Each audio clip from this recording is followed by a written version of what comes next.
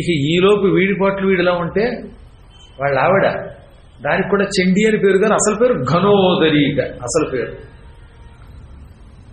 లుబ్ధ కశ్యాపి భార్యా భూత్ నామ్నా చ ఘనోదరీ దుష్టాసా పాప నిరత పరద్రవ్యాపహారిణి.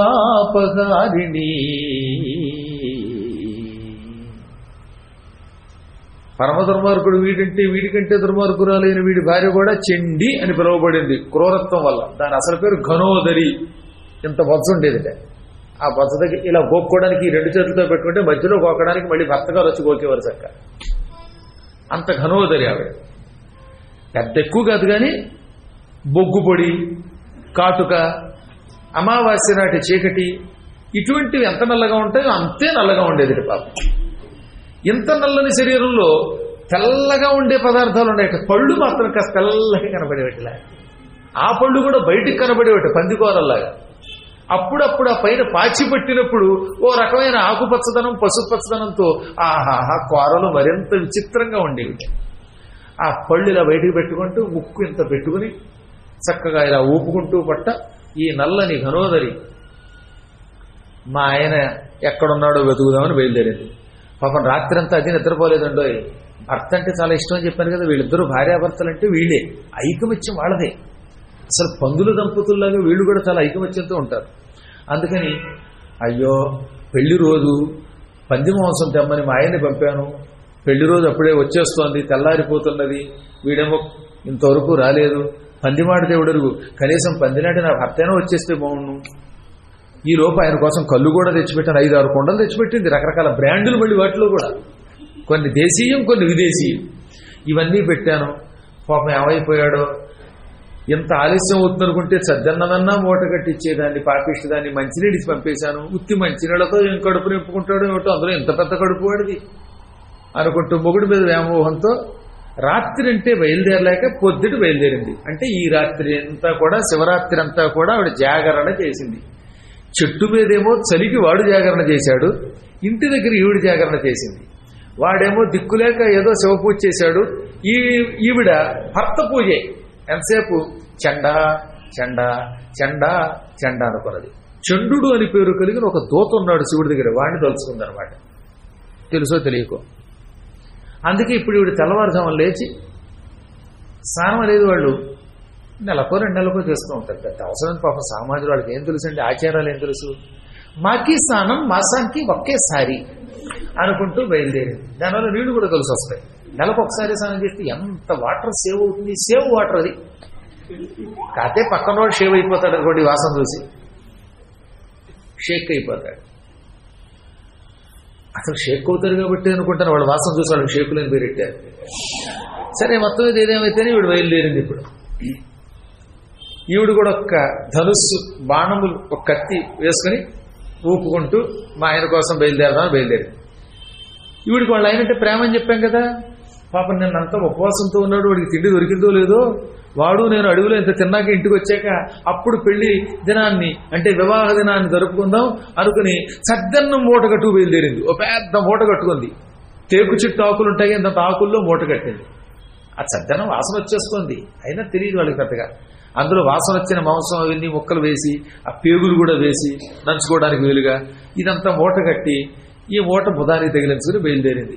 భర్త దొరికితే వాడికి కూడా ఎంత పెట్టి తాను తిందామని ఈ మొద్దు సద్దన్నం పుచ్చుకుని బయలుదేరింది. ఎక్కడ దొరకడు వాడు, ఎక్కడో కేకారణ్యంలో గడిపోయాడు. అయితే అదృష్టవశాత్తు భర్త కాలి అడుగు గుర్తులు కనపడ్డాయి, అడుగుదాడలు కనపడ్డాయి. ఆ అడుగుదాడలను పట్టుకుని అతి కష్టం మీద భర్త దగ్గరికి వెళ్ళింది. ఆ వెడుతున్నప్పుడు లోపల మళ్ళీ భయం వేసింది. ఏమిటో తెలుసా, అడుగుదాడలు కనపడుతున్నాయి కానీ మొగుడు కనపడ్డేమి. కింబా కేసరలోభేన సింహేనైవ విదారితః కిం భుజంగ ఫణారత్నకారి సర్ప విషార్దితః. మా ఆయనకి సింహాలంటే ఇష్టం, సింహం యొక్క జూలంటే ఇష్టం. ఏ సింహంతో అయినా తలపడి జూలు పీకపోయాడా? జూలు పీకపోయి తన జోలికి వస్తే సింహం పొట్టన పెట్టుకుందా? లేదా చీకట్లో తెలియక బాగా మెరిసిపోతున్న మణులు కలిగిన పావు దగ్గరికి వెళ్ళాడేమో. పావులకి కొన్ని పెద్ద పెద్ద పావులకి నెత్తి మీద మణులు ఉంటాయి. ఆ పణముల మీద ఉన్న మణుల మీద ఆశతో పావు దగ్గరికి వెళ్ళి మడిపేకపోతుంటే అది కాటేసిందేమో. ఆ కాటు వల్ల విషం వల్ల చచ్చాడా? కింవా వరాహదంష్ట్రాగ్రఘాతై పంచత్తమాగతగా, లేక ఏ పందితో అయినా తలపడ్డాడేమో. అడవి పందులు కోరలతో పొడుస్తాయి, ఆ కోరల వల్ల చచ్చిపోయాడేమో. ఇది కాకపోతే మధులోభేన వృక్షాగ్రాత్ సవై ప్రపతితో భువి, ఎక్కడో ఎత్తుగా చెట్టు మీద తేనె పొట్లుంటాయి. అడవుల్లో పెద్ద పెద్ద చెట్లు, చెట్లకి ఇంతంత తేనె పొట్లుంటాయి. ఆ తేనె పొట్టు మీదకి వ్యామోహంతో వెళ్ళాడేమో తేనె తాగుదామని. అప్పుడు పైనుంచి కింద పడైనా తెచ్చి ఉండాలి, లేదా తేనెటీగలైనా పుట్టి తెచ్చిపోయాడా. ఇలా రకరకాలుగా అనుకుంది పాపం. ఏదో రకంగా ఏ దేవుడో రక్షించి మా ఆయన బతికితే బాగుండు అనుకుంది. మళ్ళీ శివరాత్రి తెల్లవారుజామున దేవుడు తెలుసుకుందండో. అసలు దేవుడు అంటే తెలియదు కానీ ఏ దేవుడు రక్షిస్తే బాగుండు అనుకుంది. ఇంతలో క్రమంగా నడుచుకుంటూ వెళ్ళేసరికి సూర్యోదయం అయ్యింది. ఎదురుగుండా చెరువు దగ్గర చేపలు పట్టుకోవడానికి ప్రయత్నిస్తూ చేపలు దొరక్క యాతన పడుతున్న మొగుడు కనపడ్డాడు. అమ్మయ్య, ఆయన బతికాడు బాబు, మొగుడు బతికాడు అనుకున్నది. దీన్ని బట్టి ఎవరి లెవెల్లో వాళ్ళకి పాతివ్రత్యం ఉంటుంది. అందరూ పతివ్రతలే. వెంటనే ఏం చేసింది, ఏమయ్యో దొరికేవు నువ్వు అంది. వాడు కూడా నీళ్లలో చూసి వస్తు నా కోసం వచ్చేసేవిటే, ఎంత కష్టపడ్డావి అన్నాడు. ఈ అన్నం మూట పక్కన పెట్టి ధనుస్సు అవి కింద పెట్టి పాపం ఆనందం తట్టుకోలేక కన్నీళ్లు కరుస్తూ నీళ్లలోకి దూకేసింది మొగుడి దగ్గరికి. ఆ నీళ్లలోకి వెళ్ళి ఆయన గట్టిగా పట్టుకుని కౌగిలించుకుని ఉక్కిరి బిక్కిరి చేసింది. ఇంత భారీకాయం పొట్టావిడి కౌగిలించుకోగానే వాడు బుడుగు నీటిలో ములిగాడు. శివరాత్రి అయిన వెంటనే శివస్నానం చేశారు. వాడు మంగళ స్నానం చేశారు అనుకోకుండా చెరువులో. స్నానం చేయాలని కాదు, ఆప్యాయంగా కౌగిలించుకున్నారు. అయినా అంత శరీరంతో వాడిని కౌగిలించుకుంటే అవుతాడు వాడు కూడా కాస్త శరీరం ఉన్నా దీనికి కొంచెం పెద్ద పొట్టక. అందువల్ల అంత పొట్టతో ఒక్క నొక్కు నొక్కగానే మడు అని ఆ మడుగులో మూలిగాడు. ఆ విధముగా శివరాత్రి అయిన మరునాడు అనుకోకుండానే స్నానం కూడా చేశారన్నమాట. ఈ విధంగా స్నానం చేశాక ఆ తర్వాత మందలిస్తూ వాడిని, నిన్నంతా ఏం చేసావురా మూర్ఖుడా అంది. ప్రేమ ఎక్కువైపోయినప్పుడు మొగుడిని అలా తిడతారు. దిక్కుమాలాడే ఏమైపోయావురా నువ్వు, లేక తిండి తినలేదు అందుకే. నేనల్లా 28వ శ్లోకంలో రాశారు, త్వయా మోఢ మూర్ఖుడా నిన్నంతా ఏమైపోయావు అంది.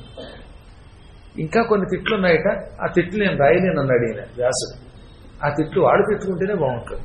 భార్యాభర్తలు ఇంట్లో రహస్యంగా తిట్టుకునే తిట్లండి వ్యాసుల వారు రాస్తే ఏం బాగుంటుంది. అందుకనే మోఢ అని ఒక్క శబ్దంతో ఆపారు. పాపాత్మ, రాత్రంతా నువ్వు లేక ఎంత బాధపడిపోయానో తెలుసా? చీకటి పడేలోపే పంది మాంసం పట్టుకొస్తానన్నావా? ఆ పంది మాంసం రకరకాలుగా వేపుళ్ళు చేసి ప్రొద్దుటి వాళ్ళంతా మనం పండుగ జరుపుకుందాం అనుకున్నావా? పెళ్లి పండుగ లేదంతా నిన్న రోజంతా దండుగ అయిపోయింది. అనగా ఏం చేస్తానే, రాత్రి పంది దొరికింది, ఆ పందిని వెతుక్కుంటూ వచ్చాను, పంది మాయమైపోయింది. చీకట్లో ఈ అడవిలో దారి తప్పి ఈ చెట్టు ఎక్కి కూర్చున్నాను. ఏమైతేనే అదృష్టవశాత్తు మనం దంపతులను కలుసుకున్నాం, ఇంకెక్కువ తిట్టకే బాబు అన్నట్ట. తిట్టాలా, నెత్తి మీద 2 బొట్టాలా? పెళ్లి రోజైనా కందరాడే రావద్దా? ఎప్పుడు సాఫ్ట్వేర్ ఉద్యోగం అంటావు అని 2 తిట్టి, ఆ తర్వాత ఈ తడిసిపోయిన శరీరంతో ఇద్దరు ఒడ్డుకొచ్చారట. ఇప్పుడు దానికి తెలిసింది సైలెంట్ ఏమిటో. ఎప్పుడు స్నానం జరిగే తెల్లవారుజామున శివరాత్రి స్నానం లేదు, శివరాత్రి స్నానం లేదు వాళ్ళకి. ఎప్పుడు ఏదో సమయం దొరికితే చేయటం, లేకపోతే లేదు. కానీ ఈ చలిలో నీళ్లలో మూలంగానే వణుకొచ్చింది.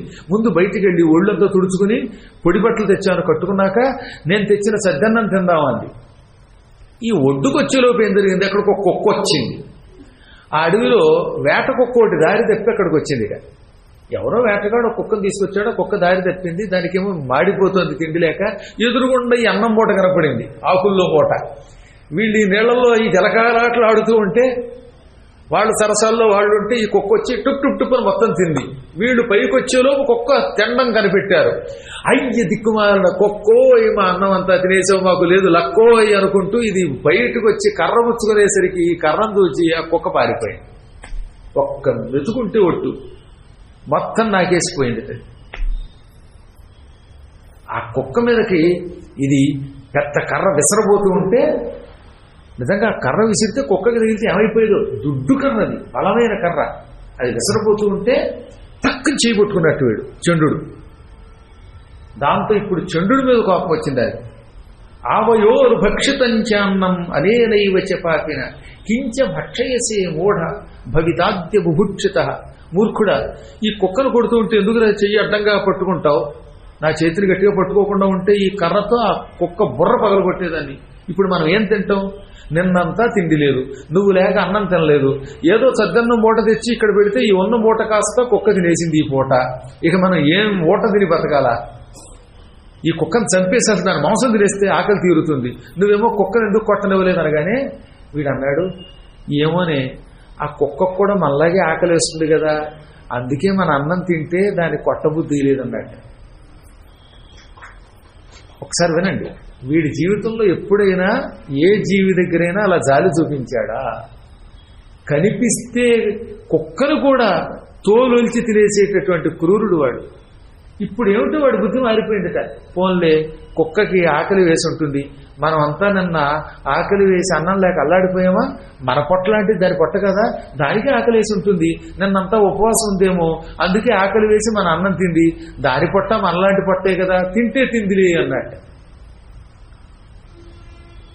ఇంకా ఏమన్నాడో చూడండి, ఆశ్చర్యం.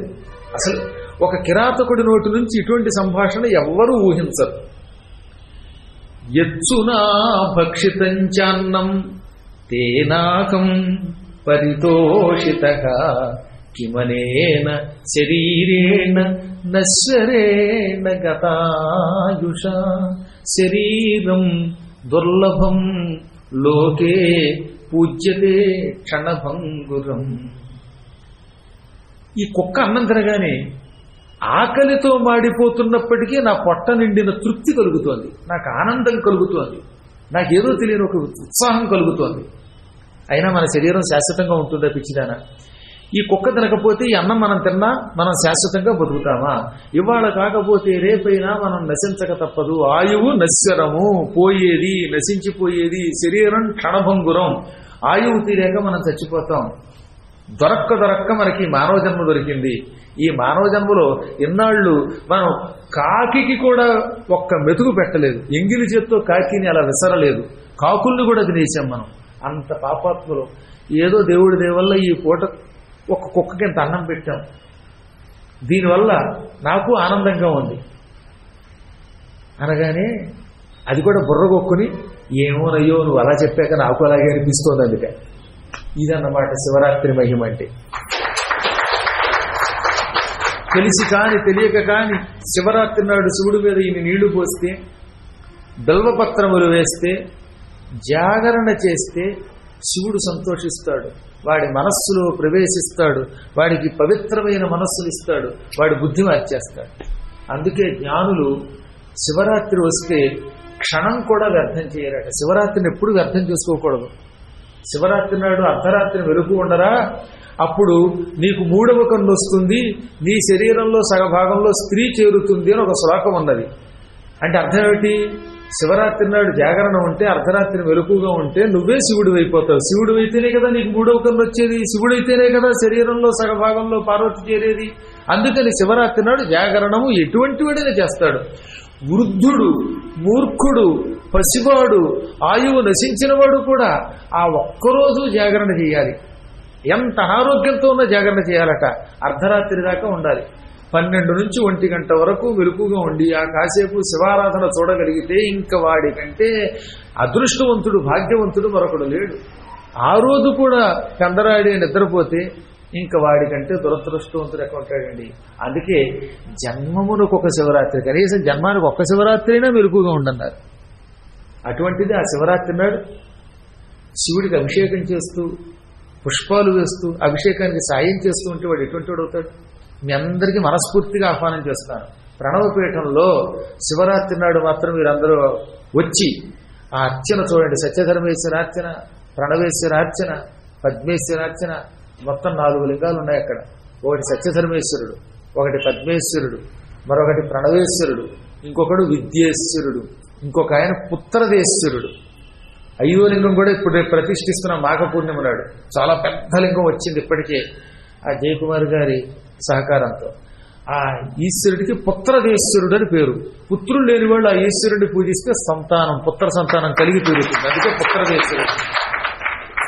అటువంటిప్పుడు రావాలి, ఇన్ని నీళ్లు చుక్కలు పోయాలి. అర్ధరాత్రి లింగోద్భవ కాలంలో పూజ చేస్తుంటే కళ్ళారా చూస్తే చాలు, ఏ సేవ చేసినా చాలట. అంటే కొందరు పువ్వులు అందించవచ్చు, కొందరు దళాలు అందించవచ్చు, కొందరు తొడవచ్చు. ఎవరు ఏ రకంగా సహకరించినా అదంతా వారికి పూజయే. అందరూ డైరెక్ట్గా అభిషేకం చేయలేరు కదా. దాన్ని యథాశక్తిగా ప్రోత్సహిస్తే ఆ శివరాత్రి వారి పాలిటి పరమ పవిత్రమైన నిజమైన శివరాత్రి అవుతుంది. అటువంటి వాడికి పునర్జన్మ ఉండదు. తెలియక చేస్తేనే చండుడి మనస్సు మారింది, తెలిసి చేస్తే ఇంకా ఎంత లాభం ఆలోచించండి. జానతాపి విజానత, తెలిసి కాని తెలియక కాని శివార్చన చేస్తే శివరాత్రి నాడు అది అఖండ ఫలితం ఇస్తుంది. ఇప్పుడు వాడితో పాటు జాగరణ ఉండడం వల్ల, వాడిని అంటుకోవడం వల్ల, ఇద్దరూ కలిసి శివరాత్రి అయిన వెంటనే సరస్సులో స్నానం చేయటం వల్ల ఇద్దరి మనస్సులు మారిపోయాయి. ఇక వాళ్ళిద్దరి మనస్సులో క్రమక్రమంగా జాలి పెరిగింది. ఇంకా అమావాస్య వస్తుందనగా వెంటనే అక్కడికి, అంటే చతుర్దశి అయిపోయింది, అమావాస్య రాబోతున్నది. ఆ సమయంలో మధ్యాహ్న సమయానికి కరకరలాడిపోతున్న ఆకలితో వాడు శివలింగం దగ్గర ఉండగా వారి మనస్సుకి సద్బుద్ధి కలిగింది. అప్పుడు హఠాత్తుగా ఆకాశవాణి అన్నది, వారి దగ్గరకు ఒక సందేశం పంపింది ఆకాశవాణి. నాయనలారా, ఈ బిల్వవృక్షం కింద ఉన్నది ఒక మహాశివలింగం. ఒకప్పుడు అగస్త్యుడు భూమండలం అంతా సంచరిస్తూ అనేక ప్రాంతములలో, అరణ్యములలో, కొండలలో, నదీ తీరములలో, దివ్య క్షేత్రములలో, నగరములలో చాలా లింగాలు ప్రతిష్ఠించాడు. అందులో ఒక లింగం ఈ బిల్వవృక్షం కింద ప్రతిష్ఠించాడు. ఈ లింగం అంటే శివస్వరూపం. మీరు తెలిసి తెలియక ఈ శివలింగాన్ని పూజించారు. ఓరి చండ, నువ్వు కాలు దీని మీద పెట్టి చెట్టెక్కావే, అది శివుడు. నీ చేతిలో ఉన్న తోలు తిత్తి నీళ్లు దాని మీద పడి శివుడికి అభిషేకం అయ్యింది. నీవు పొరపాటున వేసినటువంటి బెల్వపత్రాలు దాని మీద పడ్డాయి. దాంతో శివుడికి శివరాత్రి నాడు అభిషేకానంతరం బెల్వపత్రార్చన చేసిన పుణ్యం దక్కింది. అనంతరం ఉపవాసంతో చెరువులో స్నానం చేశావు. నిన్నే తలుచుకుంటూ నిద్రపోకుండా ఇక్కడికి రావడం వల్ల నీ భార్య ఘనోధరికి కూడా శివరాత్రి జాగరణము చేసిన మహాపుణ్యం వచ్చింది. ఆమె నీతో స్నానం చేసింది. ఈ పుణ్యం వల్లే మీ మనస్సుల్లో శివుడు దూరి మీ మనస్సును పవిత్రం చేశాడు. ఇప్పుడు ఈ మధ్యాహ్న సమయంలో శివలింగాన్ని ఆప్యాయంగా ఈ సరోవర జలాలతో అభిషేకించండి, బెల్వపత్రాలతో పూజించండి, తదనంతరం జరిగే పరిణామం చూడండి అని ఆకాశవాణి చెప్పగానే వాళ్ళు పూర్తిగా మారిపోయారు. చక చక చక ఆకులతో నీళ్లు పట్టుకొచ్చారు, పెద్ద పెద్ద దొన్నెలతో నీళ్లు పట్టుకొచ్చారు, శివలింగాన్ని అభిషేకించారు, తుడిచారు, ఆ బెల్వపత్రాలు తెంచారు, దాని మీద వేశారు. ఆకాశవాణి శివుడని చెప్పింది కాబట్టి వాళ్ళకి వేరే మంత్రం తెలియదు. శివ శివ శివ అనుకున్నారు. మొదట్లో శివ శివ అన్నారు.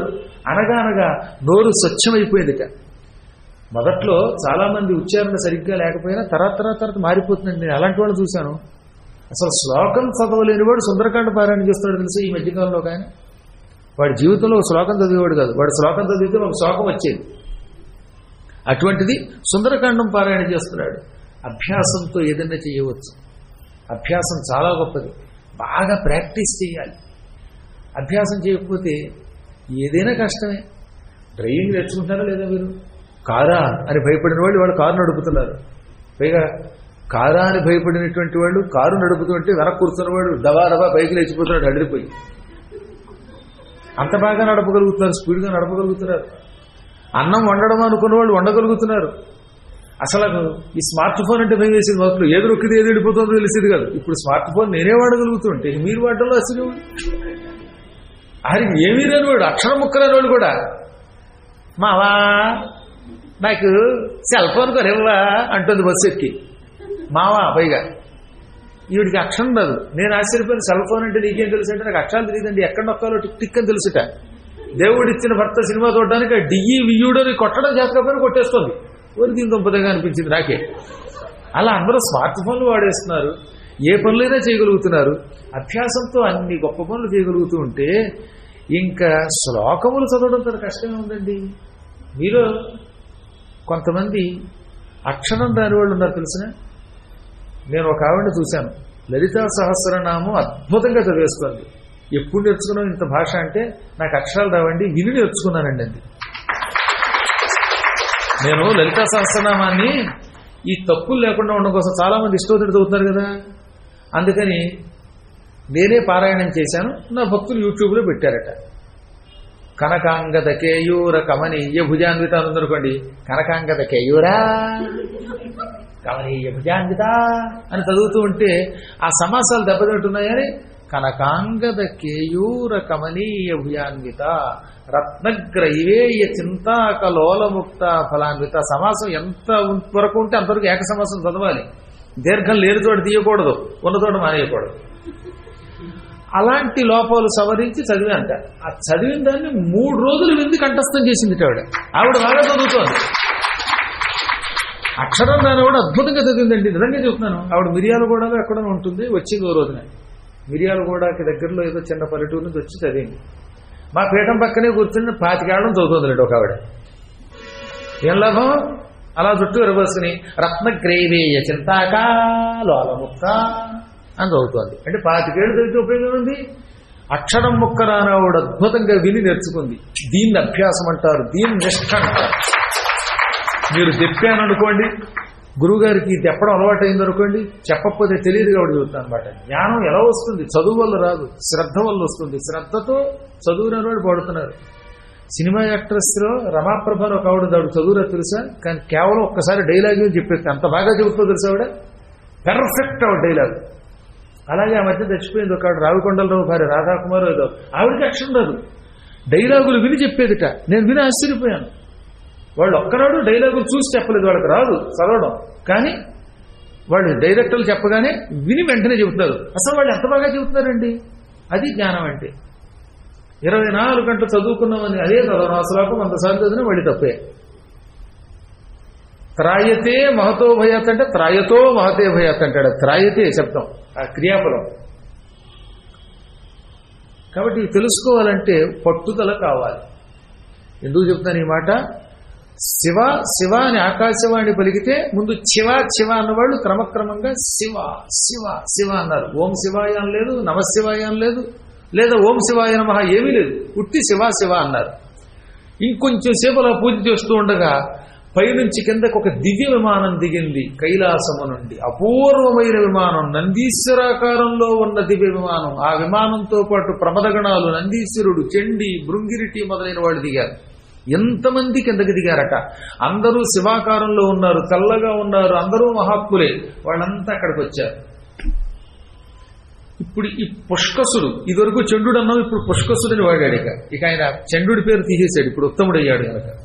వాడు అన్నాడు, కస్మాత్ సమాగత యూయం సర్వే రుద్రాక్షధారిణగా.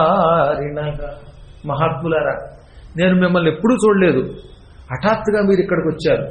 మీరంతా రుద్రాక్షలు ధరించారు, జటాదోటాలు ధరించారు, చర్మములు ధరించారు, సర్పాలు ధరించారు, పైగా స్ఫటికల్లా తెల్లగా మెరిసిపోతున్నారు. మీరంతా చంద్రరేఖలు ధరించారు. ఎవరు వీరు? సర్వే చంద్రార్థశేఖర. అందరూ అర్ధచంద్రాకారాలు ధరించిన వాళ్ళే, అచ్చం శివుడిలో ఉన్నారన్నమాట.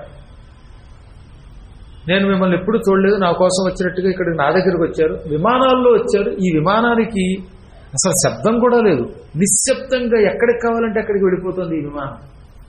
మీరెవరు? ఎవరి కోసం వచ్చారు? నేను ఒక పాపాత్ముడిని, నాకంటే పెద్ద పాపి మా ఆవిడ. మేము ఎన్నో హింసలు చేశాం, జంతువులను చంపాం, అనుకోకుండా శివరాత్రిటే జాగరణ చేశాం, ఆకాశవాణి మాటలు విని ఇప్పుడు నీళ్లతో శివలింగాన్ని అభిషేకించి బెల్లపత్రాలతో పూజ చేస్తున్నాం. ఈ పూజని పాడు చేయకుండా మీ దారిని మీరు వెళ్ళిపోండారు. కానీ ఇంకేం పూజ? నీ పూజ అయిపోయింది, చాలు. నాయన, ఏ శివుడిని నీవు భక్తితో శ్రద్ధతో ఆకాశవాణి మాటలు విని పూజిస్తున్నావో ఆ శివుడి దగ్గర పనిచేసే దూతలం మేము. కైలాసం నుంచి దివ్య విమానాన్ని శివుడు పంపాడు నీ కోసం.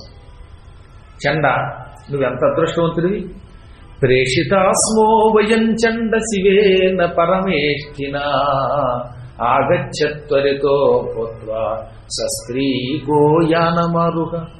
నాయన, భూలోకంలో నువ్వు చండాని పిలువబడ్డావు, కానీ ఇప్పుడు నువ్వు చండుడివి కాదు, నిజంగా చండీశ్వరుడిలాగా ఉత్తముడు అయిపోయావు.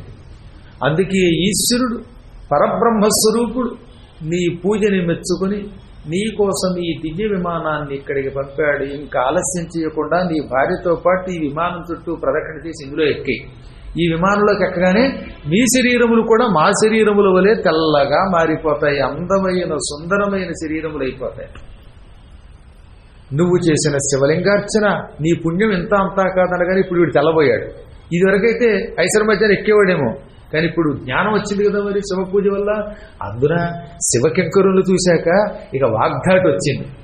ఆ వాగ్ధాటి ఉన్నాడు, అదేంటండి నేనేం పుణ్యం చేశాను, హింసకేనా, నేను హింసాస్వరూపుణ్ణి, పాపాత్ముణ్ణి, జంతువుల్ని క్రూరంగా చంపినవాడిని, అటువంటి పాపాత్ముణ్ణి, చేపల్ని పొడిచి పొడిచి కొళ్ళబొడి చంపేసి తినేసినవాడిని, నేను స్వర్గానికి ఎలా వస్తాను, స్వర్గం అంటే వీడి ఉద్దేశంలో ఉత్తమ లోకం, ఎలా వస్తాను, అసలు నేను లింగార్చన ఎలా చేశాను, ఆకాశవాణి శివలింగార్చన చేశానంటుంది కానీ అది లింగార్చన నాకు అనిపించడం లేదు. ఎంగిలి నీళ్లు పోశాను, తోలు తిత్తి నీళ్లు పోశాను, కాలు శివలింగం మీద పెట్టి చెట్టెక్కాను దుర్మార్గుణ్ణి. ఇప్పుడు తెలుస్తోంది నాకు జ్ఞానం వచ్చాక ఎంత పాపం చేశాను, ఆకులు ఏదో వేశాను, ఇంతేనా పూజ, ఈ మాత్రం పూజకే శివుడు మెచ్చుకున్నాడా. నాకు కొంచెం కుతూహలంగానూ ఉంది, భయంగానూ ఉంది, భక్తిగానూ ఉందనగా అప్పుడు వీరభద్రుడిగా అన్నట్టండు. వాడు అదృష్టం, స్వయంగా వీరభద్రుడు పలికాడు అతనితో ఏమని, నాయన ఇదే శివధర్మం, శివధర్మం బతి సులభం, ఈ ప్రపంచంలో సులభమైన ధర్మం శివధర్మం. సులభం అనగా ఏమిటి, నెత్తి మీద కాలు పెట్టి నీళ్లు పోసినా సంతోషిస్తాట, నెత్తి మీద కాలు పెట్టాం అనుకోట, నీళ్లు పోసిందనే దృష్టిలో పెట్టుకుంటాడే. శివుడు ఎటువంటి వాడంటే నువ్వు అసత్యం ఆడామని మనస్సును అనుకోడు, కానీ వచ్చి కడిగావుగా శివుడిల్లు, ఇల్లు కడిగినందుకు సంతోషిస్తాడు, నెత్తి మీద నీళ్లు పోసినందుకు సంతోషిస్తాడు. అసత్యం ఆడావా, హింస చేసావా, ఇవి మనస్సులో పెట్టుకోడు. అందుకే ఆయన శివుడు అన్నారండి. నువ్వు మాంసం పెట్టావనుకోడు, నైవేద్యం పెట్టావనుకుంటాడు. తెలియక నువ్వు చేసిన పాపాలన్నీ అవి పుణ్యముల కింద భావిస్తాడు. తెలిసి కాని తెలియక కాని నీ తోలు తిత్తి నుంచి నోటి నుంచి నీళ్లు శివలింగం మీద పడ్డాయి, అది శివాభిషేకమే, రుద్రాభిషేకమే, లింగార్చనయే. అది పైగా శివరాత్రి నాడు చేసిన అభిషేకం. తెలిసి కాని తెలియక కాని నీ వల్ల ఆకులు దాని మీద పడ్డాయి, అది బిల్వార్చనయే. తెలిసి కాని తెలియక కాని నీవు నీ భార్య జాగరణ ఉన్నారు, అది శివరాత్రి కోసం జాగరణ ఉన్నట్టే. స్నానం చేశారు, ఏది శివరాత్రి అనంతరం, అది నిజంగా సంకల్పపూర్వక స్నానంతో సమానమే. ఇది మహాద్భుతమైన శివ మార్గం. అంటే దేవదేవో మహాదేవో దేవానాం పతిరీశ్వరః పరితుష్టేర్యహే చంద సమహేశః ఉమాపతి. మహేశ్వరుడు, పార్వతీవల్లభుడు, దేవదేవుడు, మహాదేవుడు నీ ఉపచారములకు సంతోషం పొందాడు. ఆయన సంతోషించాక ఇంకా ప్రశ్నించడం మనకెందుకు. దుర్లభమైన కైలాసం నీకు వస్తున్నది.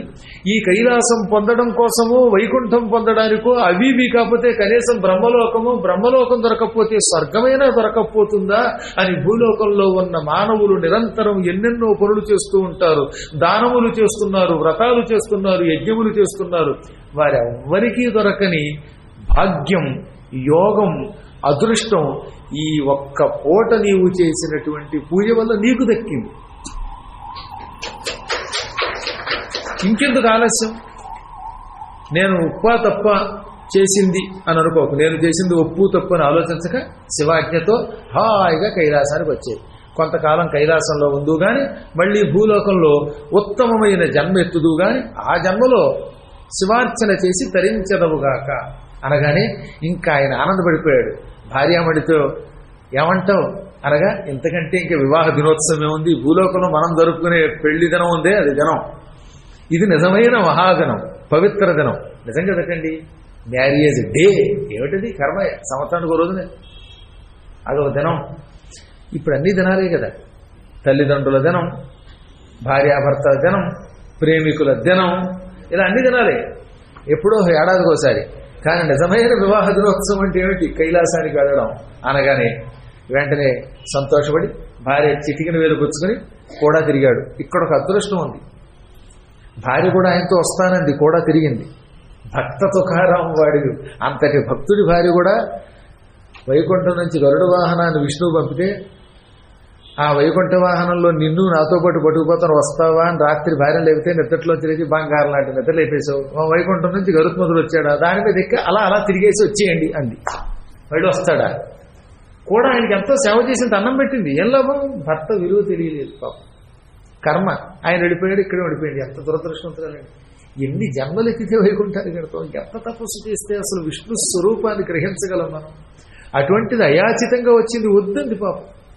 రాముడు నాతో పాటు సరయూ నదిలో ప్రవేశించిన వాళ్ళని వైకుంఠానికి పట్టుకుపోతానంటే అయోధ్యలో ఎంతమంది వెళ్ళారు? కొద్దిమంది నమ్మి వెళ్ళారు. మిగతా వాళ్ళు ఏమో సరయూలో దిగితే వైకుంఠానికి వెడతామో చస్తామో అనుకున్నారు. ఇక్కడే బతుకుతూ చూస్తున్నారు వాళ్ళు. రేపొద్దున నేను అంతే హిమాలయాలకు వెళ్ళిపోతాను, నాతో ఎంతమంది వస్తామంటే మీరు వెళ్ళి రండి, మేము ఇక్కడే కూర్చుని చక్క నాగోల్లో ఉప్పల్లో ఇడ్లీ తింటాం, శనివారం పూట పెసరట్టు ఉప్మా తింటాం అంటారు. కానీ ఎంతమంది వస్తారు? అంత తేలికేం కదా రమ్మంటే. ఎంతమంది వస్తారండి గ్యారంటీగా? అంటే ఇప్పుడు చెప్పడమే కాదు, ఈ క్షణంలో కాదు, నిజంగా కుటుంబాన్ని వదిలి నాతో పాటు అక్కడే ఉండిపోవడానికి సిద్ధపడిపోయి రావాలి. అది అంత తేలికేం కాదు. కాబట్టి పురాణ వైరాగ్యం ఒకటి ఉంటుందండి.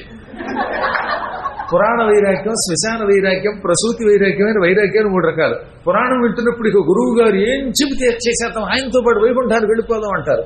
ఇక్కడ నుంచి 2 అడుగులు ముందుకేసాక గురువు గారు మర్చిపోయానండి, ఇంట్లో కుక్కర్ పెట్టానండి, రేపు వస్తానంటుంది వాడు. అంతే. పురాణం విన్నప్పుడున్న ఊపు మళ్ళీ మామూలుగా ఎక్కడ ఉంటుంది. ఎంతో మంది అలాగే యాత్రకు వచ్చేవాళ్ళు డబ్బులు కట్టి మధ్యలో విత్డ్రా అయిపోయిన వాళ్ళు ఉన్నారు, మిడిల్ డ్రాప్. అన్నీ అంతే. కాబట్టి ఇది పురాణ వైరాగ్యం. ఇంకా ప్రసూతి వైరాగ్యం అంటే ఎవరైనా పురుడుతో బాధపడుతున్నప్పుడు ఆ పురుడు చూసిన వాళ్ళు పక్కన నుంచి చిచ్చి బాబాయ్ పురుడు అంటే భయం అనుకుంటారు. మళ్ళీ మనం కానుపు పొందకూడదు అనుకుంటారు. వీళ్ళు కూడా అలాగే ఉంటారు. ఈ సిజేరియన్ తీసి పిల్లల్ని తీసేస్తూ ఉంటే రామరామ ఈ బాధ పడలే, ఇంకా పిల్లల్ని కనకూడదు అనుకుంటారు. కానీ ఆడపిల్లలతో కూడా ఒక్క మగపిల్లాడు పుడితే బాగుండండి, ఇంకొక కానుపండి అంటారు. మళ్ళీ మామూలే, కానుపు పానుపు మామూలే. కాబట్టి ఆ కాసేపు చూసి భ్రమపడతారు, కానీ మళ్ళీ బయటకు వస్తే మామూలే. అది ప్రసూతి వైరాగ్యం. ఇక శ్మశాన వైరాగ్యం. ఎవడన్నా వెళ్ళిపోయినప్పుడు 4 మోసారనుకోండి, ఇంతే మన బతుకు, చిచ్చి శవమైపోతాం. 4 మోసేదే రామనామ సత్యమే అంటారు. అయ్యయ్యో ఇంక ఈ రేపటి నుంచి ఈ ఉద్యోగాలు, ఈ డబ్బు, ఈ గందరగోళాలు, ఈ పెళ్ళాలు, మొగుళ్ళు, ఈ సంసారం విడిచిపెట్టేసి ఇక జై శ్రీరామ్ అనుకుందాం అనుకుంటాడు. మళ్ళీ ఇక్కడి నుంచి పెడితే రేపు చచ్చిన పురాణానికి రాడు. మళ్ళీ మామూలు ఏంటి ఆఫీస్ వర్క్ ఎక్కువైపోయి రాలేకపోతున్నానండి అంటాడు. ఇది శ్మశాన వైరాగ్యం. ఎంతమందిని చూసామండి మనం. ఏముంది ఇల్లు, ఏముంది డబ్బు అంటారు. ఆ కాసేపే మళ్ళీ గొలుసెమ్మని వెళ్ళదు. ఇక మళ్ళీ చస్తే పొరపడ్డది, పులుసు కూడా ఇవ్వరు.